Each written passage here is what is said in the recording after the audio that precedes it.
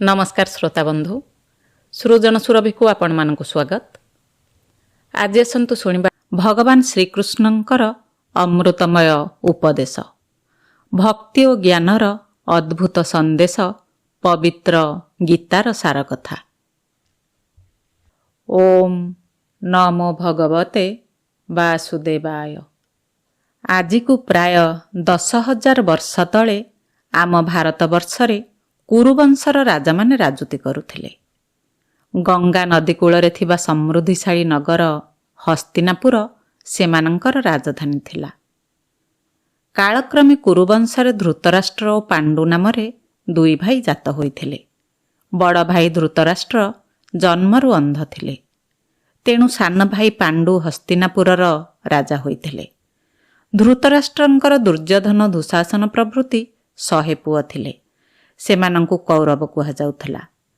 पांडुंकर युधिष्ठिर भीम अर्जुन नकुल और सहदेव नामरे 5 पुଅ थिले। सेमानंकु पांडव कुहाଯାଉଥିଲା। महाराज पांडु अकाଳରେ प्राणत्याग करन्ते धृतराष्ट्र हस्तिनापुरर सिंहासन आरोहण करिथिले।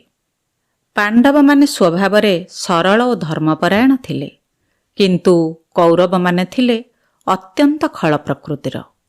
सेमाने पांडव मानंकु मारिबा पई नाना चक्रांत करुथिले, कारण पांडव माने मरिगले सेमाने निष्कंटक भावरे समग्र आर्यावर्त को भोग करि परिबे।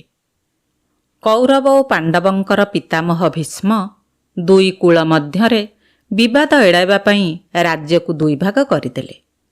कौरव माने हस्तिनापुर रे राज्य शासन कले। पांडव माने जमुना नदी तटरे इंद्रप्रस्थ ठारे एक सुंदर राजधानी निर्माण करी सेठारे राजुती करिबारे लागिले।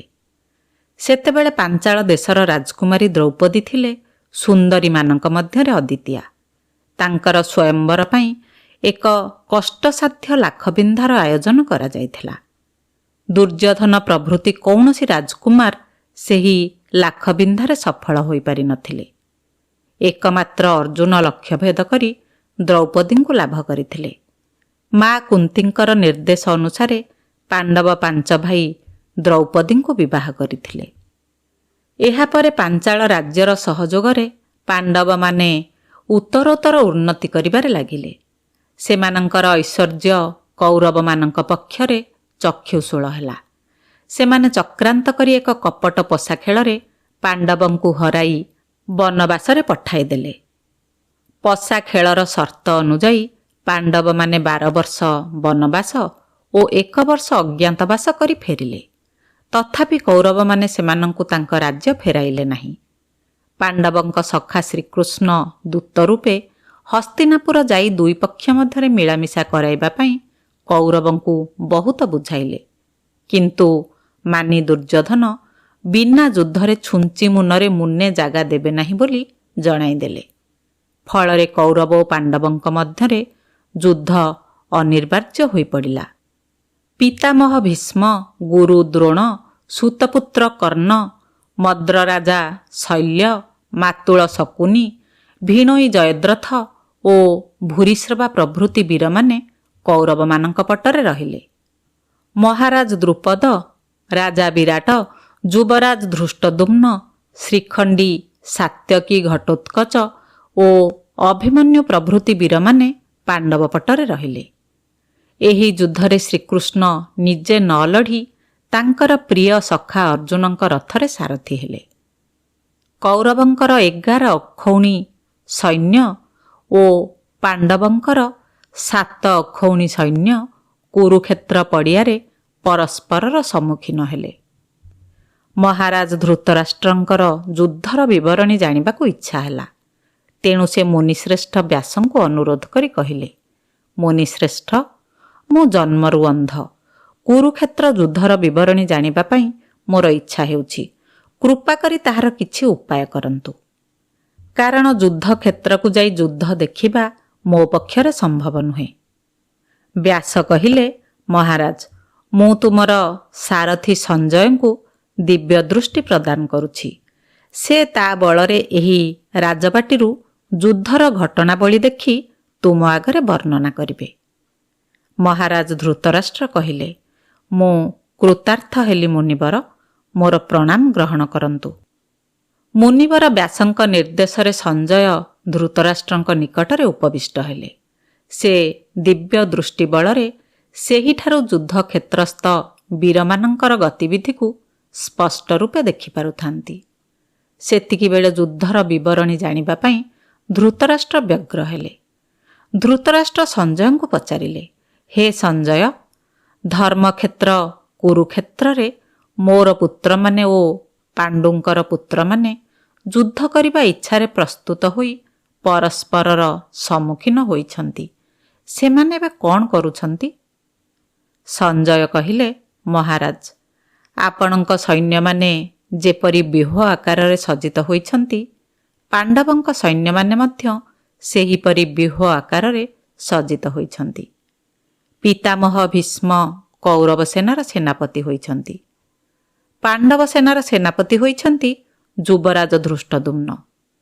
ରାଜା ଦୁର୍ଯ୍ୟୋଧନ ବର୍ତ୍ତମାନ ଗୁରୁ ଦ୍ରୋଣଙ୍କ ନିକଟକୁ ଯାଇ ଉଭୟ ପକ୍ଷର ପ୍ରଧାନ ପ୍ରଧାନ ଯୋଦ୍ଧାମାନଙ୍କର ନାମ କହୁଛନ୍ତି। ଦୁର୍ଯ୍ୟୋଧନ ଦ୍ରୋଣାଚାର୍ଯ୍ୟଙ୍କୁ କହୁଛନ୍ତି, ଗୁରୁଦେବ, ଏହି ଯୁଦ୍ଧରେ ମୋତେ ବିଜୟୀ କରାଇବା ପାଇଁ ବହୁତ ଶୂରବୀର ଆସି ଆମ ପକ୍ଷରେ ଯୋଗ ଦେଇଛନ୍ତି। ସେମାନେ ମାରିବୁ ବା ମରିବୁ ବୋଲି ପଣ କରି ଏହି ରଣକ୍ଷେତ୍ରରେ ଉପସ୍ଥିତ। ଆମର ବିଶାଳ ସେନାବାହିନୀ ତୁଳନାରେ ପାଣ୍ଡବମାନଙ୍କର ସେନାବାହିନୀ ନଗଣ୍ୟ। ଆମ ସେନାର ରକ୍ଷକ ଭୀଷ୍ମ ଓ ତାଙ୍କ ସେନାର ରକ୍ଷକ ଭୀମ।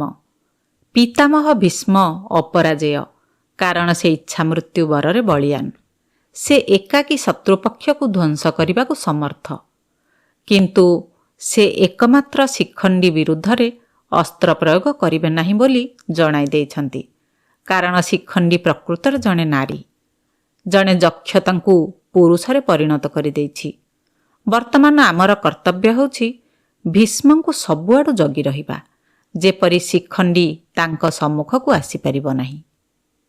ଏହାପରେ ପିତାମହ ଭୀଷ୍ମ ଦୁର୍ଯ୍ୟୋଧନ ମନରେ ବିଶ୍ୱାସ ଜନ୍ମାଇବା ନିମନ୍ତେ ଶଙ୍ଖଧ୍ୱନି କରି ଯୁଦ୍ଧ ଡାକରା ଦେଲେ। ତାହାର ପ୍ରତ୍ୟୁତ୍ତରରେ ଶ୍ରୀକୃଷ୍ଣ ପାଞ୍ଚଜନ୍ୟ ଶଙ୍ଖ ଓ ଅର୍ଜୁନ ଦେବଦତ୍ତ ଶଙ୍ଖ ବଜାଇଲେ।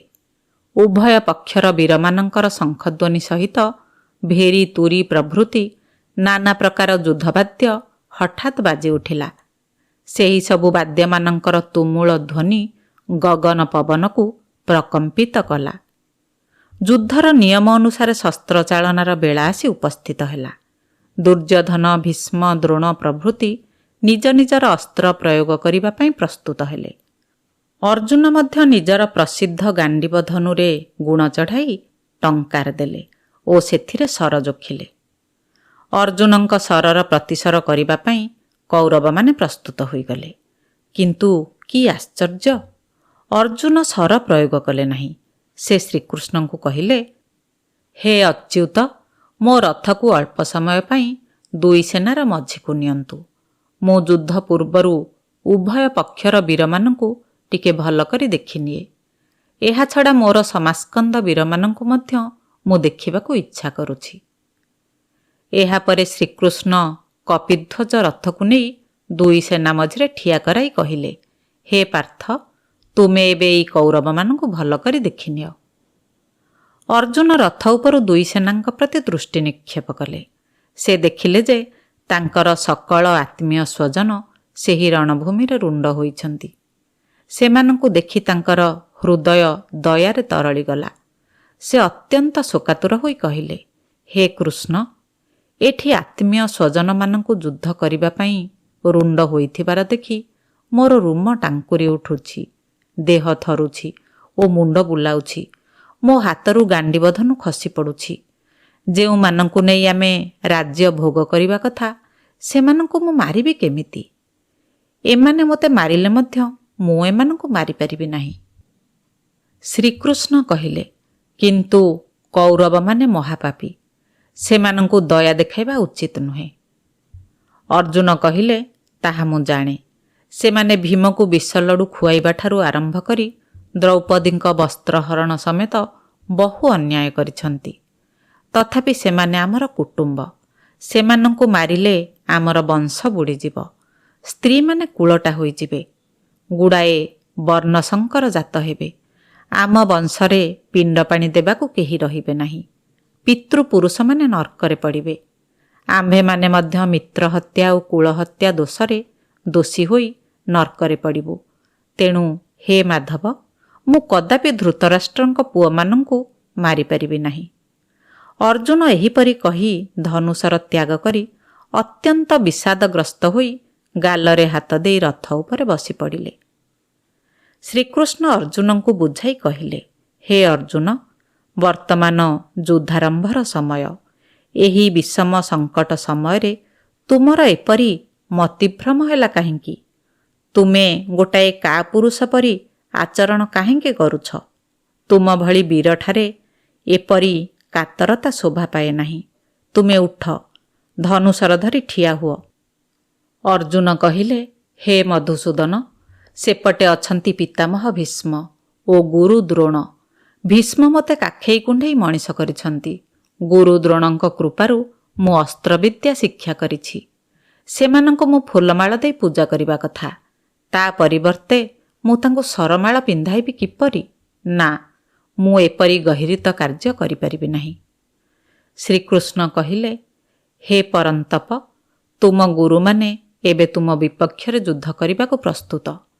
ତୁମେ ସେମାନଙ୍କୁ ନ ମାରିଲେ ରାଜ୍ୟ ଫେରି ପାଇବ କିପରି?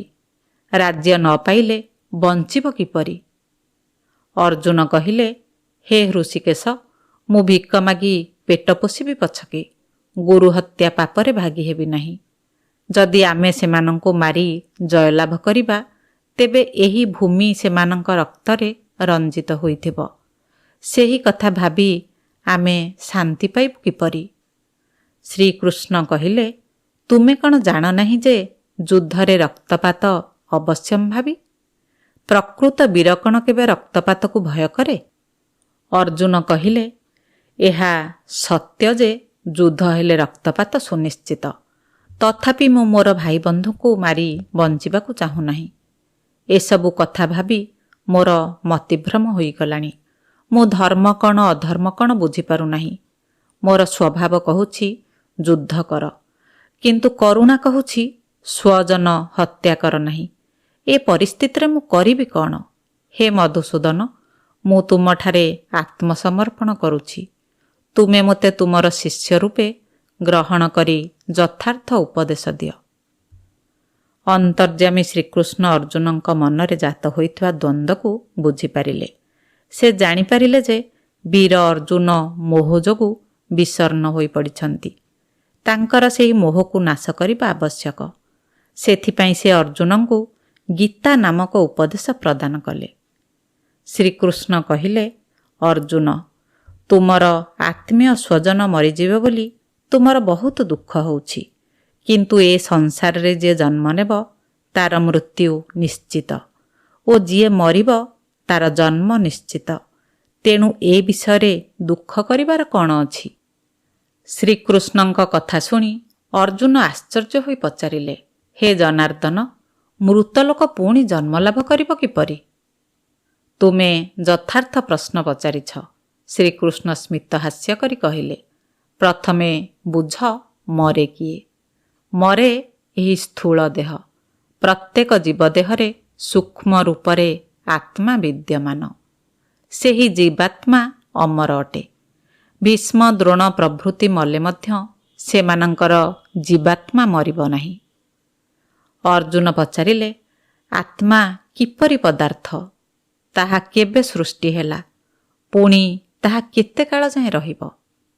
ଶ୍ରୀକୃଷ୍ଣ ଉତ୍ତର ଦେଲେ, ଆତ୍ମା ଏକ ନିର୍ଦ୍ଦିଷ୍ଟ ସମୟରେ ସୃଷ୍ଟି ହୁଏ ନାହିଁ। ତାହାର ଜନ୍ମ ନାହିଁ କି ବିନାଶ ନାହିଁ। ତାହା ସୃଷ୍ଟିର ଆରମ୍ଭରୁ ରହିଆସିଛି ଓ ଅନନ୍ତ କାଳ ପର୍ଯ୍ୟନ୍ତ ରହିଥିବ। ଅର୍ଜୁନ ପଚାରିଲେ, ତେବେ ଆତ୍ମା କ'ଣ ନାନା ପ୍ରକାର ବସ୍ତୁରେ ପରିଣତ ହୋଇଯାଇଛି? ଯେପରି ସୂର୍ଯ୍ୟ, ଚନ୍ଦ୍ର, ଗ୍ରହ, ନକ୍ଷତ୍ର, ପୃଥିବୀ, ନର, ବାନର, ଗଜ, ସର୍ପ, ମତ୍ସ୍ୟ, ପକ୍ଷୀ, କୀଟପତଙ୍ଗ, ବୃକ୍ଷଲତା ପ୍ରଭୃତି। ଶ୍ରୀକୃଷ୍ଣ କହିଲେ, ଆତ୍ମାର କୌଣସି ପରିବର୍ତ୍ତନ ହୁଏ ନାହିଁ। ତାହା ସର୍ବଦା ଏକରୂପ। ତେଣୁ ତାକୁ ନିତ୍ୟ କୁହାଯାଏ। ପୁଣି ସେ ଆରମ୍ଭରୁ ହିଁ ସବୁବେଳେ ନୂଆ। ତେଣୁ ତାକୁ ପୁରା ନବ ବା ପୁରାଣ ବୋଲି କୁହାଯାଏ।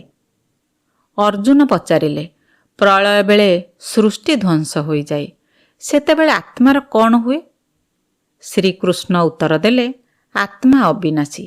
ଏହାକୁ ନିଆଁ ପୋଡ଼ିପାରେ ନାହିଁ, ପାଣି ଓଦା କରିପାରେ ନାହିଁ, କି ପବନ ଶୁଷ୍କ କରିପାରେ ନାହିଁ।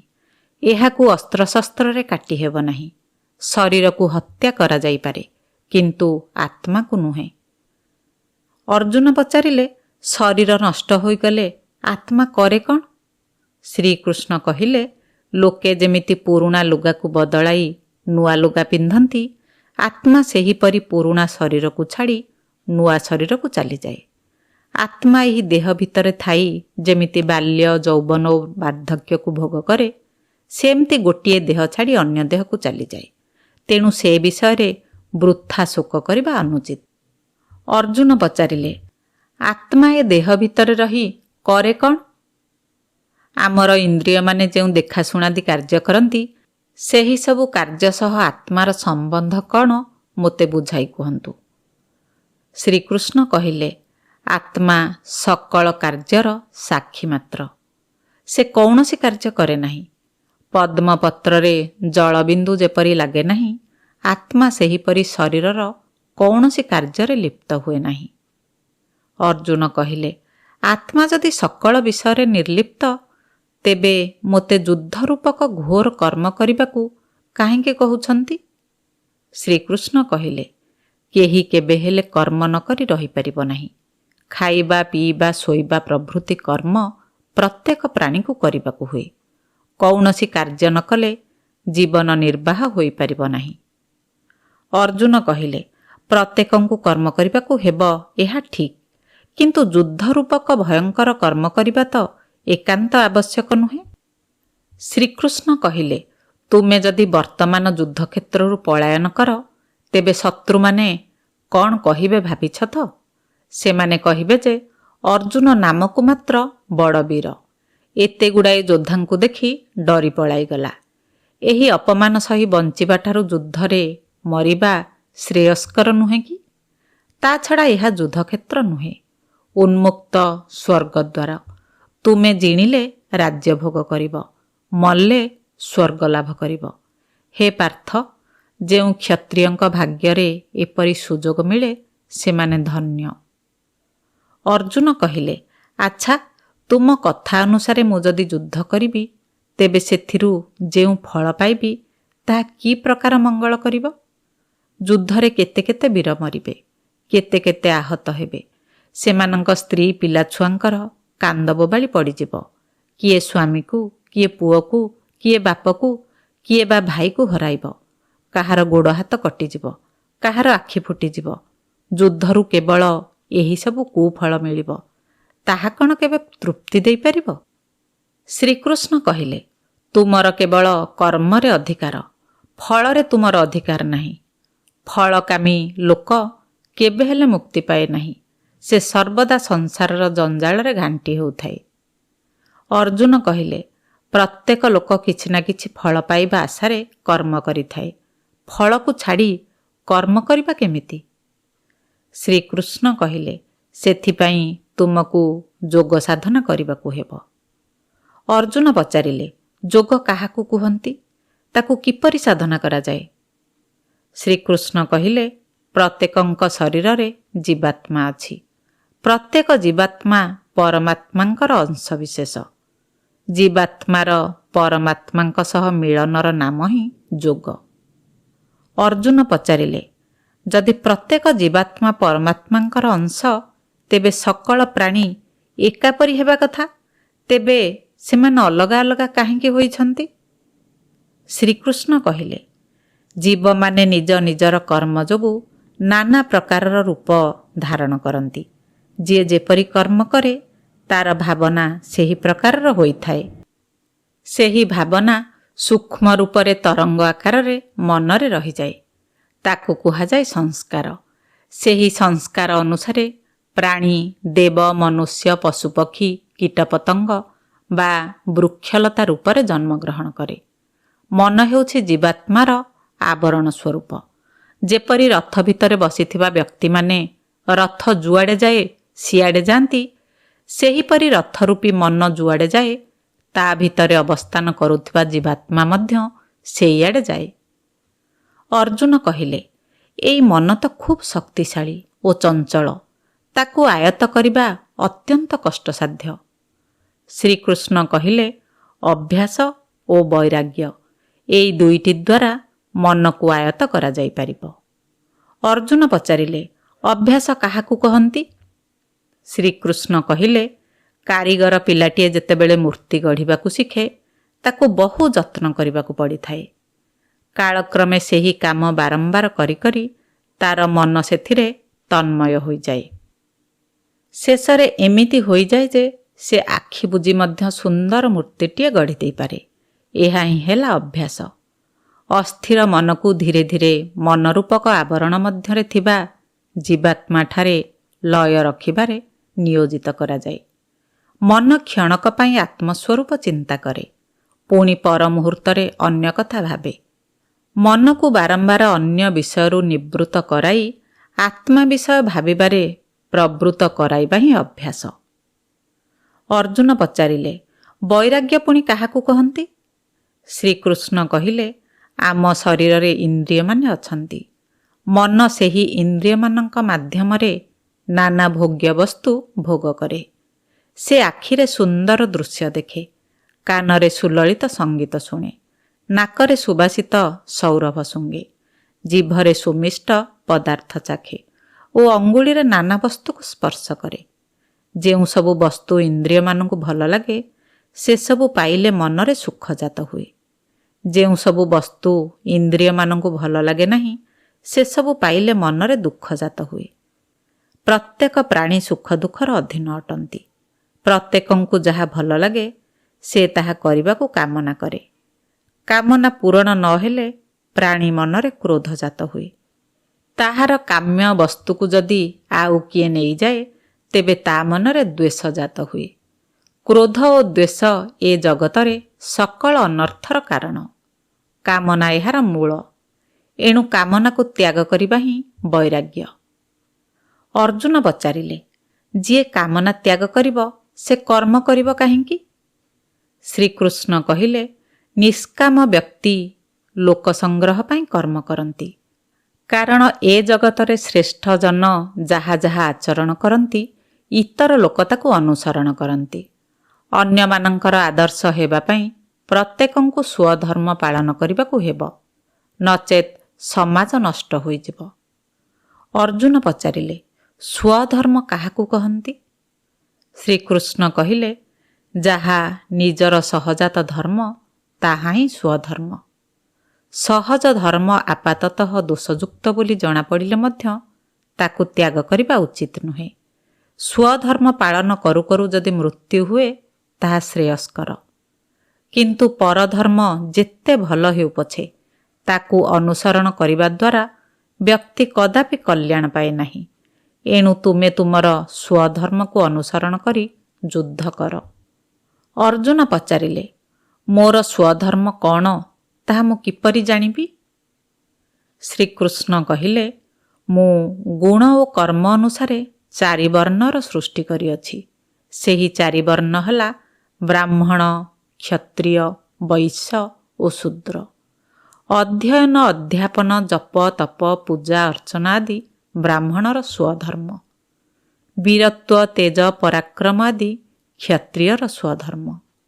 କୃଷି, ବାଣିଜ୍ୟ ପ୍ରଭୃତି ବୈଶ୍ୟର ସ୍ୱଧର୍ମ। ସେବା, ପରିଚର୍ଯ୍ୟା ଇତ୍ୟାଦି ଶୂଦ୍ରର ସ୍ୱଧର୍ମ। ତୁମେ ଯେହେତୁ କ୍ଷତ୍ରିୟ, ତୁମର ସ୍ୱଧର୍ମ ହେଲା ଯୁଦ୍ଧ କରିବା।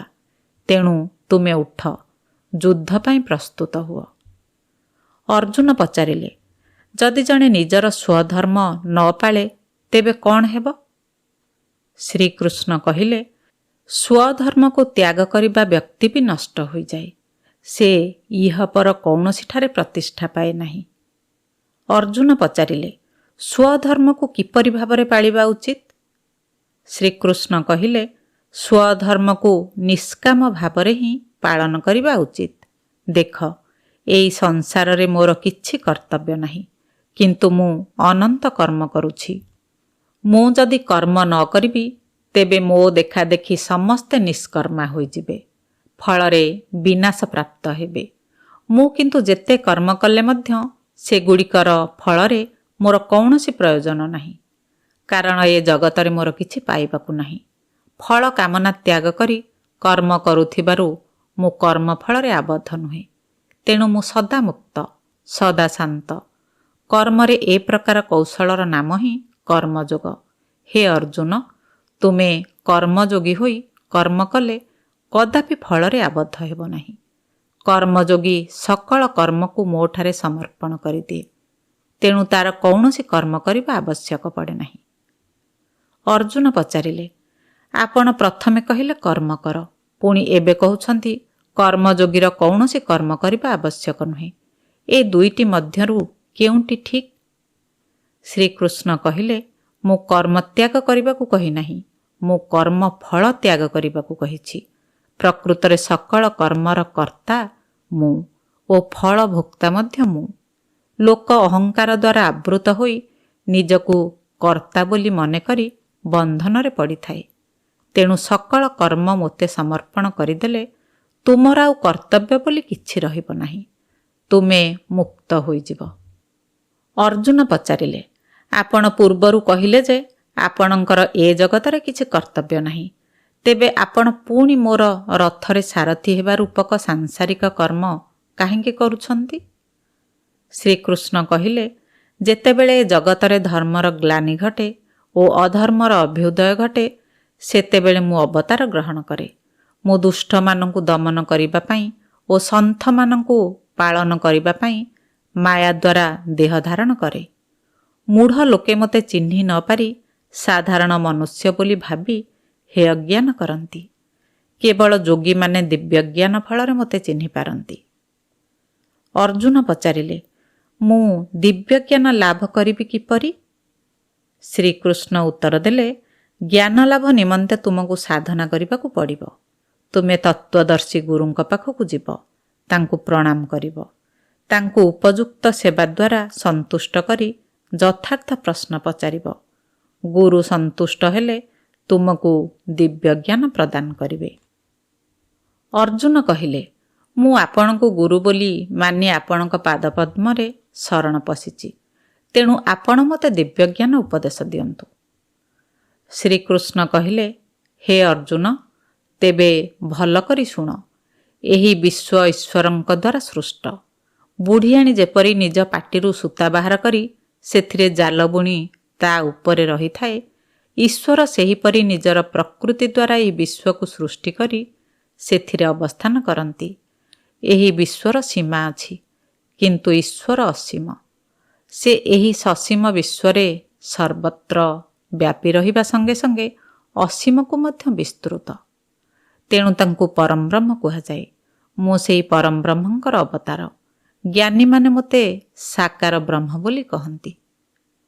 ଅର୍ଜୁନ ପଚାରିଲେ, ଆପଣ ଯଦି ଅସୀମ, ତେବେ ସସୀମ ବିଶ୍ୱ ମଧ୍ୟରେ ଅବସ୍ଥାନ କରୁଛନ୍ତି କିପରି? ଶ୍ରୀକୃଷ୍ଣ କହିଲେ, ପ୍ରକୃତରେ ସମଗ୍ର ବିଶ୍ୱ ମୋ ଭିତରେ ହିଁ ବିଦ୍ୟମାନ। ମୁଁ ସମସ୍ତଙ୍କର ଜନ୍ମଦାତା, ପାଳକ ତଥା ପୋଷକ।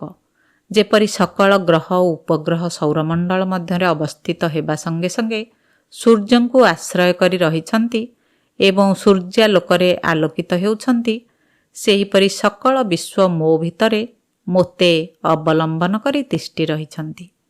ମୋର ମହିମା ଏପରି ଯେ ସମସ୍ତେ ମୋର ଅଂଶବିଶେଷ, କିନ୍ତୁ ମୁଁ ପରିପୂର୍ଣ୍ଣ ଓ ଅଖଣ୍ଡ। ଅର୍ଜୁନ ପଚାରିଲେ, ସବୁ ପ୍ରାଣୀଙ୍କଠାରେ କ'ଣ ଆପଣଙ୍କର ଅଂଶ ଅଛି? ଶ୍ରୀକୃଷ୍ଣ କହିଲେ, ମୋର ଜୀବରୂପକ ସନାତନ ଅଂଶ ସବୁ ପ୍ରାଣୀଙ୍କ ଦେହରେ ବିଦ୍ୟମାନ। ଯୋଗୀମାନେ ବ୍ରାହ୍ମଣ, ଗୋରୁ, ହାତୀ, କୁକୁର ଓ ଚଣ୍ଡାଳ ପ୍ରଭୃତି ସମସ୍ତଙ୍କଠାରେ ମୋତେ ଦର୍ଶନ କରନ୍ତି। ତେଣୁ ସେମାନେ ସମଦର୍ଶୀ। ମୁଁ ସମସ୍ତଙ୍କଠାରେ ଅବସ୍ଥାନ କରୁଥିଲେ ମଧ୍ୟ ମୋତେ ଜାଣିବା ସମ୍ଭବ ନୁହେଁ, କାହିଁକି ନା ମୁଁ ପ୍ରକୃତରେ ନିରାକାର। ମୋର ତ୍ରିଗୁଣାତ୍ମିକା ପ୍ରକୃତି ଏହି ସଂସାର ରୂପରେ ଆକାର ଗ୍ରହଣ କରେ। ଯେପରି କୁମ୍ଭାର ଏକା ମାଟିରୁ ହାଣ୍ଡି, ମାଠିଆ, ସୁରେଇ, ସରା ପ୍ରଭୃତି ନାନା ପ୍ରକାର ଜିନିଷ ତିଆରି କରେ, ସେହିପରି ମୋର ଏକା ପ୍ରକୃତି ନାନା ରୂପରେ ପ୍ରକାଶିତ ହୁଏ। ଲୋକେ ହାଣ୍ଡି ମାଠିଆ ଦେଖିବା ବେଳେ ମାଟି ତଥା କୁମ୍ଭାରକୁ ପାଶୋରି ଯାଆନ୍ତି। ସେହିପରି ସେମାନେ ସଂସାରକୁ ଦେଖନ୍ତି।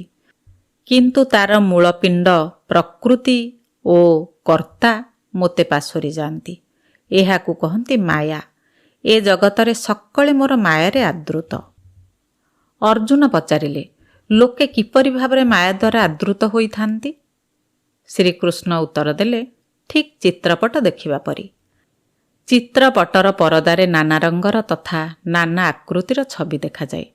ଦର୍ଶକ ଛବିକୁ ଦେଖିଲା ବେଳେ କଦାପି ପଟକୁ ଦେଖିପାରେ ନାହିଁ। ଠିକ୍ ସେହିପରି ଲୋକେ ସଂସାରକୁ ଦେଖନ୍ତି। କିନ୍ତୁ ଏହି ସଂସାର ଯେଉଁ ପରମ ବ୍ରହ୍ମଙ୍କୁ ଆଶ୍ରୟ କରି ତିଷ୍ଠି ରହିଛି ତାଙ୍କୁ ଦେଖିପାରନ୍ତି ନାହିଁ।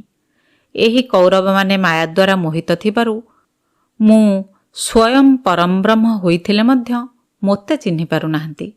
ତେଣୁ ସେମାନେ ଆମ ବିରୁଦ୍ଧରେ ଯୁଦ୍ଧ କରିବାକୁ ଆଗଭର ହୋଇଛନ୍ତି। ଅର୍ଜୁନ କହିଲେ, ଯଦି ଆପଣ ସ୍ୱୟଂ ପରମ ବ୍ରହ୍ମ, ତେବେ ଆପଣଙ୍କର ସର୍ବବ୍ୟାପୀ ବିରାଟ ସ୍ୱରୂପ ମୋତେ ଦେଖାନ୍ତୁ ତ। ଶ୍ରୀକୃଷ୍ଣ କହିଲେ, ହେ ଅର୍ଜୁନ, ତୁମେ ଚର୍ମଚକ୍ଷୁରେ ମୋର ବିରାଟ ସ୍ୱରୂପ ଦେଖିପାରିବ ନାହିଁ। ସେଥିପାଇଁ ମୁଁ ତୁମକୁ ଦିବ୍ୟଚକ୍ଷୁ ଦେଉଛି। ଏଥର ତୁମେ ମୋର ବିଶ୍ୱରୂପ ଦର୍ଶନ କର। ଅର୍ଜୁନ ଭଗବାନଙ୍କଠାରୁ ଦିବ୍ୟଚକ୍ଷୁ ଲାଭ କରି ତାଙ୍କର ବିଶ୍ୱରୂପ ଦର୍ଶନ କଲେ। ସେ ତାହା ଦେଖି ବିସ୍ମିତ ତଥା ଭୀତ ହୋଇପଡ଼ିଲେ। ସେ କୃତାଞ୍ଜଳି ପୁଟରେ ସେହି ବିଶ୍ୱରୂପଧାରୀଙ୍କୁ ପ୍ରଣାମ କରି କହିଲେ, ହେ ଦେବଦେବ, ମୁଁ ତୁମ ଦେହରେ ଅସଂଖ୍ୟ ମୁଖ, ଅସଂଖ୍ୟ ଚକ୍ଷୁ, ଅସଂଖ୍ୟ ପାଦ ଓ ଅସଂଖ୍ୟ ହସ୍ତ ଦେଖୁଛି। ତୁମର ଆଦି ନାହିଁ କି ଅନ୍ତ ନାହିଁ। ତୁମେ ସବୁ ଦିଗରେ ବ୍ୟାପୀ ଅଛ। ତୁମ ଦେହରୁ ଭୀଷଣ ତେଜ ବାହାରୁଛି। ସେହି ତେଜରେ ସମଗ୍ର ବିଶ୍ୱ ସନ୍ତପ୍ତ ହୋଇଯାଉଛି। ମୁଁ ତୁମ ଦେହରେ ସକଳ ଦେବତା, ଗନ୍ଧର୍ବ, ଯକ୍ଷ, ରକ୍ଷ, ସର୍ପ ପ୍ରଭୃତିଙ୍କୁ ଦେଖୁଛି। ମୁଁ ଦେଖୁଛି ମାଳମାଳ ବ୍ରହ୍ମାଣ୍ଡ, ଭୂତ, ବର୍ତ୍ତମାନ ଓ ଭବିଷ୍ୟତର ସମସ୍ତ ଘଟଣାବଳୀକୁ ମୁଁ ଏକ ସମୟରେ ଦେଖିପାରୁଛି। ତୁମର ମୁଖମାନଙ୍କରୁ ଜ୍ୱଳନ୍ତ ଅଗ୍ନି ବାହାରୁଛି। ସେଥିରେ ଦେଖାଯାଉଛି ବିଶାଳ ବିଶାଳ ଦନ୍ତ। ଭୀଷ୍ମ, ଦ୍ରୋଣ, କର୍ଣ୍ଣ, ଜୟଦ୍ରଥ ପ୍ରଭୃତି ସକଳ ଯୋଦ୍ଧା ଅତିବେଗରେ ଧାଇଁଯାଇ ସେହି ମୁଖ ମଧ୍ୟରେ ପଶିଯାଉଛନ୍ତି। ତୁମେ ସେମାନଙ୍କୁ ଜିଭରେ ଚାଟି ଗ୍ରାସ କରୁଛ। ସେମାନଙ୍କର ମୁଣ୍ଡଗଣ୍ଡି ଚୂର୍ଣ୍ଣ ହୋଇ ତୁମ ଦାନ୍ତ ସନ୍ଧିରେ ଲାଗିଛି। ଏ କି ଆଶ୍ଚର୍ଯ୍ୟ କଥା! ପତଙ୍ଗମାନେ ଅଗ୍ନିଶିଖାକୁ ଧାଇଁବା ପରି ଏହି ବୀରମାନେ ତୁମର ଜ୍ୱଳନ୍ତ ମୁଖ ଭିତରକୁ ଧାଇଁଛନ୍ତି। ତୁମେ କିଏ ମୁଁ ଜାଣିପାରୁନାହିଁ। ମୋତେ ଦୟାକରି ନିଜର ପରିଚୟ ଦିଅ। ବିଶ୍ୱରୂପଧାରୀ କହିଲେ, ହେ ଅର୍ଜୁନ, ମୁଁ ହେଉଛି ଅକ୍ଷୟ କାଳ। ଏହି ଯୋଦ୍ଧାମାନଙ୍କୁ ନିହତ କରିବା ପାଇଁ ମୁଁ ବିରାଟ ରୂପ ଧାରଣ କରିଛି।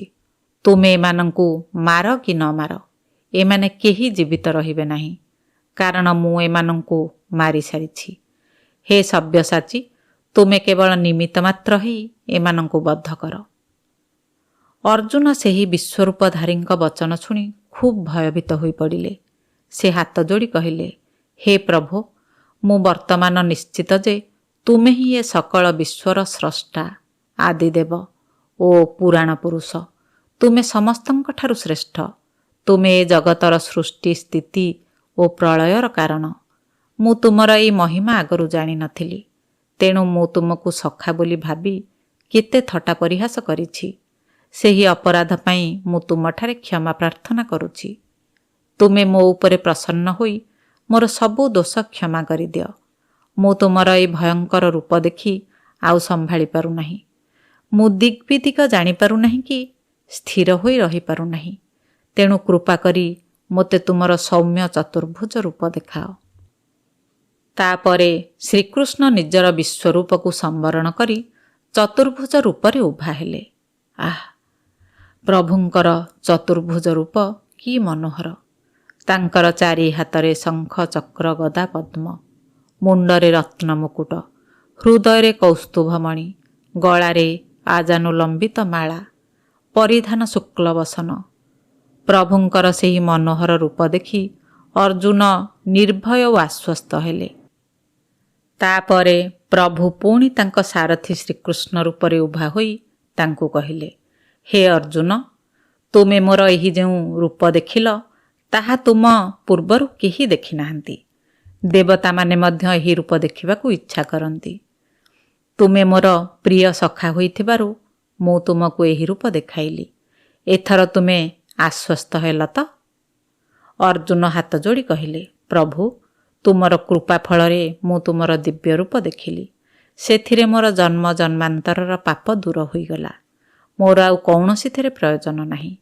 ତେବେ ମୁଁ ମନୁଷ୍ୟମାନଙ୍କର ହିତାର୍ଥେ ତୁମକୁ ପଚାରୁଛି, ତୁମକୁ ପାଇବାର ସହଜ ଉପାୟ କ'ଣ? ଶ୍ରୀକୃଷ୍ଣ କହିଲେ, ମୋତେ ପାଇବାର ସବୁଠାରୁ ସହଜ ଉପାୟ ହେଉଛି ମୋଠାରେ ଏକାନ୍ତ ଭକ୍ତି ରଖିବା। ଯିଏ ଭକ୍ତି ସହକାରେ ପତ୍ର, ପୁଷ୍ପ, ଫଳ ବା ଜଳ ମୋତେ ଅର୍ପଣ କରେ, ମୁଁ ତାକୁ ସାଦରେ ଗ୍ରହଣ କରିଥାଏ। ଲୋକେ ମୋତେ ପୂଜା ନ କରି ଭ୍ରମରେ ଅନ୍ୟ ଦେବତାଙ୍କର ପୂଜା କରନ୍ତି। ପ୍ରତ୍ୟେକ ଦେବତା ମୋର ପ୍ରତୀକ ମାତ୍ର। ଅନ୍ୟ ଦେବତାମାନେ ଯେଉଁ ଯେଉଁ ଫଳ ଦାନ କରନ୍ତି, ତା ସବୁ ମୋର ଦାନ ମାତ୍ର। ତେବେ ଯିଏ ଯେଉଁଭଳି ଭାବକୁ ପୂଜା କରେ, ମୁଁ ତାକୁ ସେହିଭଳି ଭାବରେ ଯୁକ୍ତ କରିଦିଏ। ଦେବପୂଜକ ଦେବତାଙ୍କୁ ଲାଭ କରନ୍ତି।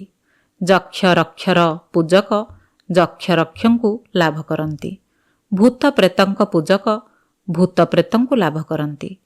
କିନ୍ତୁ ମୋର ପୂଜକ ମୋତେ ଲାଭ କରନ୍ତି। ତେଣୁ ସକଳ ଚିନ୍ତା ଛାଡ଼ି ମୋତେ ହିଁ ଭଜନ କର। ଅର୍ଜୁନ ପଚାରିଲେ, ସବୁ କଥା ଛାଡ଼ି ତୁମକୁ ଭଜିଲେ ସଂସାରର କାର୍ଯ୍ୟ ଚଳିବ କିପରି? ଶ୍ରୀକୃଷ୍ଣ ଉତ୍ତର ଦେଲେ, ମୋ ଭକ୍ତଙ୍କର ସଂସାର ଯାତ୍ରାର ଦାୟିତ୍ୱ ମୁଁ ବହନ କରେ। ଯେଉଁମାନେ ଫଳ ପ୍ରାପ୍ତି ପାଇଁ ଯଜ୍ଞ କରନ୍ତି, ସେମାନେ ଅବଶ୍ୟ ପୁଣ୍ୟ ବଳରେ ସ୍ୱର୍ଗକୁ ଯାଆନ୍ତି। ପୁଣ୍ୟ ବଳ ସରିଗଲେ ସେମାନଙ୍କୁ ପୁଣି ସଂସାରକୁ ଫେରିବାକୁ ପଡ଼େ।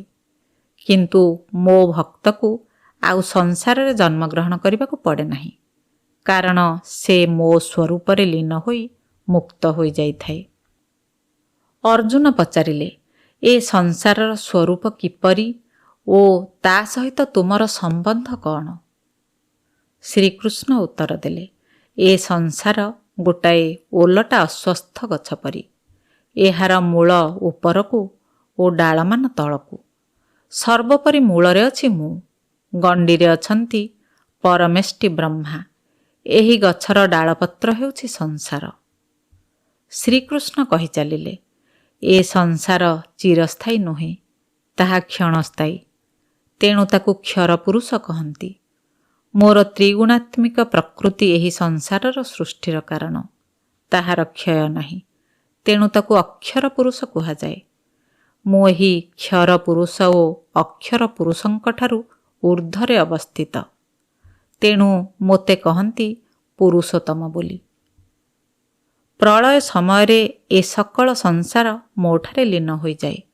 ପୁଣି ଯଥା ସମୟରେ ତାହା ଆତ୍ମପ୍ରକାଶ କରେ। ମୋର ଚୈତନ୍ୟ ଶକ୍ତି ରୂପକ ବୀଜ ବଳରେ ଜଡ଼ ପ୍ରକୃତି ନାନାବିଧ ଆକୃତିରେ ପରିଣତ ହୋଇ ସଂସାରର ସୃଷ୍ଟି କରିଥାଏ। ଏହିପରି ସୃଷ୍ଟି ସ୍ଥିତି ପ୍ରଳୟ ସର୍ବଦା ଲାଗି ରହିଛି। କିନ୍ତୁ ମୁଁ ଏଥିରେ ନିର୍ଲିପ୍ତ ଭାବରେ ରହିଥାଏ। ଫଳରେ ମୁଁ ସବୁଥିରେ ଥିଲେ ମଧ୍ୟ ମୋତେ କେହି ସହଜରେ ଜାଣିପାରନ୍ତି ନାହିଁ। ଅର୍ଜୁନ ପଚାରିଲେ, ତୁମକୁ ଜାଣିବାକୁ ଯୋଗ୍ୟ କିଏ? ଶ୍ରୀକୃଷ୍ଣ କହିଲେ, ମୋର ପ୍ରକୃତିରେ ସତ୍ୱ, ରଜ ଓ ତମ ନାମରେ 3ଟି ଗୁଣ ରହିଛି। ତାମସିକ ବ୍ୟକ୍ତିମାନେ ଅସୁର ପ୍ରକୃତିର। ସେମାନେ ହାଣ, କାଟ, ମାର, ଧର, ଚୋରି, ମଦ, ଜୁଆ ପ୍ରଭୃତି ଯାବତୀୟ ହୀନ କାର୍ଯ୍ୟ କରି କାଳ କାଟନ୍ତି। ଫଳରେ ସେମାନେ ପରଜନ୍ମରେ ବ୍ୟାଘ୍ର, ସର୍ପ, କୀଟପତଙ୍ଗ, କୃମି ଆଦି ରୂପରେ ଜାତ ହୁଅନ୍ତି। ସେମାନଙ୍କର କ୍ରମଶଃ ଅବନତି ହୁଏ। ରାଜସିକ ବ୍ୟକ୍ତିମାନେ ଭୋଗୀ ମନୁଷ୍ୟ ପ୍ରକୃତିର। ସେମାନେ ଭଲ ଖାଇବା, ଭଲ ପିନ୍ଧିବା, ପ୍ରଭୂତ ଅର୍ଥ ରୋଜଗାର କରିବା ପ୍ରଭୃତିକୁ କର୍ତ୍ତବ୍ୟ ମନେ କରନ୍ତି। ସେମାନଙ୍କର ଭୋଗ ଲାଳସା ପ୍ରବଳ ଥିବାରୁ ସେମାନେ ନାନାବିଧ ବସ୍ତୁ ଭୋଗ କରିବା ପାଇଁ ବାରମ୍ବାର ମନୁଷ୍ୟ ଜନ୍ମଲାଭ କରୁଥାନ୍ତି। କଦାପି ମୁକ୍ତି ପାଆନ୍ତି ନାହିଁ। ସାତ୍ୱିକ ବ୍ୟକ୍ତିମାନେ ଦେବ ପ୍ରକୃତିର। ସେମାନେ ସମ, ଦମ, ଜ୍ଞାନ, ବିଦ୍ୟା, ଜପ, ତପ, ଯଜ୍ଞ, ଦାନ ପ୍ରଭୃତି କାର୍ଯ୍ୟ କରି ଆତ୍ମାକୁ ପବିତ୍ର ଓ ନିର୍ମଳ କରନ୍ତି। ସେମାନଙ୍କର କ୍ରମଶଃ ଆଧ୍ୟାତ୍ମିକ ଉନ୍ନତି ହୁଏ। କେବଳ ସାତ୍ତ୍ୱିକ ବ୍ୟକ୍ତି ସାଧନା ବଳରେ ତ୍ରିଗୁଣର ପ୍ରଭାବକୁ ଅତିକ୍ରମ କରିପାରେ।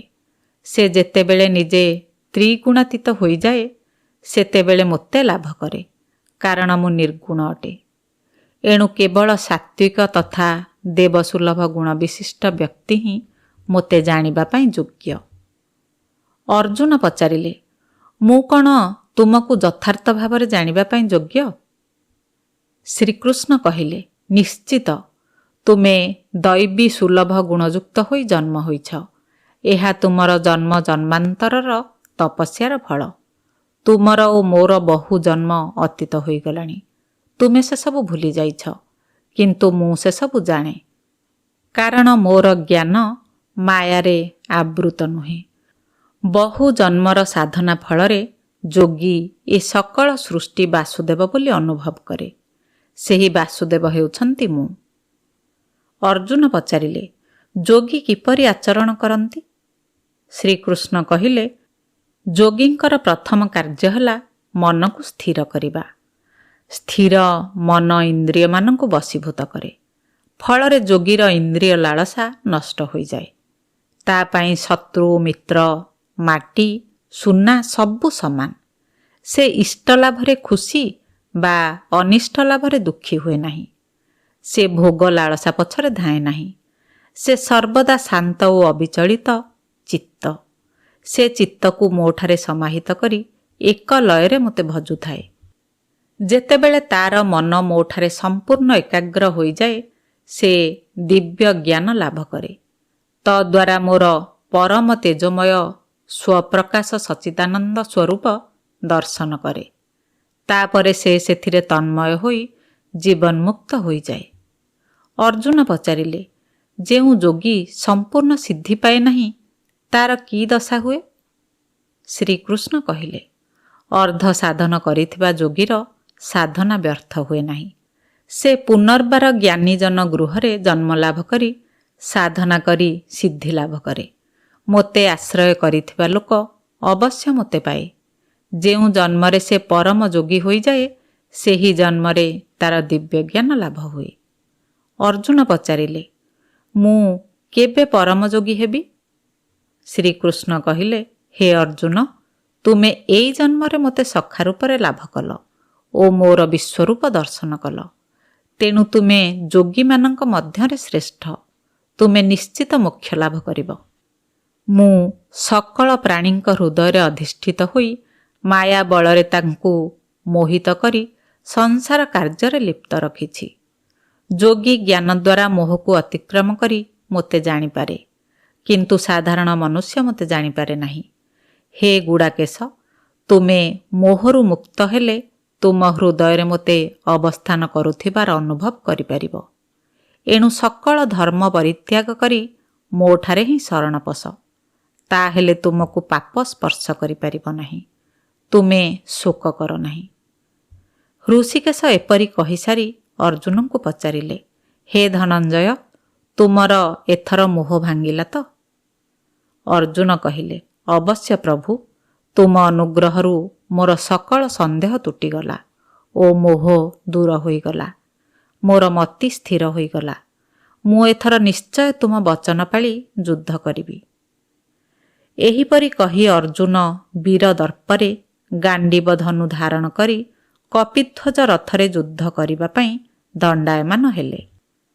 ତାପରେ ସଞ୍ଜୟ ଧୃତରାଷ୍ଟ୍ରଙ୍କୁ କହିଲେ, ହେ ମହାରାଜ, ବ୍ୟାସଦେବଙ୍କ କୃପାରୁ ମୁଁ ବାସୁଦେବ ଓ ଅର୍ଜୁନଙ୍କର ଏହି ରୋମାଞ୍ଚକାରୀ କଥୋପକଥନ ଶୁଣିପାରିଲି ଓ ଶ୍ରୀହରିଙ୍କର ବିଶ୍ୱରୂପ ଦେଖିପାରିଲି।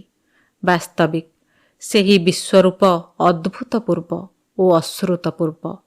ସେହି କଥା ବାରମ୍ବାର ମନେ ପକାଇ ମୋର ମନ ଆନନ୍ଦରେ ପୂରି ଉଠୁଛି ଓ ଦେହରେ ରୋମାଞ୍ଚଜାତ ହେଉଛି। ସେହି ବିସ୍ମୟକର ଦୃଶ୍ୟ ଦେଖିବା ପରେ ଓ ଆଶ୍ଚର୍ଯ୍ୟଜନକ କଥୋପକଥନ ଶୁଣିବା ପରେ ମୋର ଏହି ବିଶ୍ୱାସ ଆସୁଛି ଯେ ଯେଉଁ ପକ୍ଷରେ ଯୋଗେଶ୍ୱର କୃଷ୍ଣ ଓ ଧନୁର୍ଦ୍ଧର ପାର୍ଥ ବିଦ୍ୟମାନ ସେହି ପକ୍ଷରେ ଶ୍ରୀ, ବିଜୟ, ଐଶ୍ୱର୍ଯ୍ୟ ଓ ସୁନୀତି ସର୍ବଦା ଅବସ୍ଥାନ କରିବ, ଅର୍ଥାତ୍ ଧର୍ମ ପଥରେ ଥିବା ପାଣ୍ଡବମାନେ ନିଶ୍ଚିତ ବିଜୟୀ ହେବେ। ଓମ୍ ତତ୍ସତ୍ ଶ୍ରୀ କୃଷ୍ଣାର୍ପଣମସ୍ତୁ। ଶ୍ରୋତାବନ୍ଧୁ, ଓଡ଼ିଆରେ ଗୀତା ସାର କଥା ଆପଣମାନଙ୍କୁ କିପରି ଲାଗିଲା ମତାମତ ଦ୍ୱାରା ନିଶ୍ଚୟ ଜଣାଇବେ। ରହୁଛି, ନମସ୍କାର।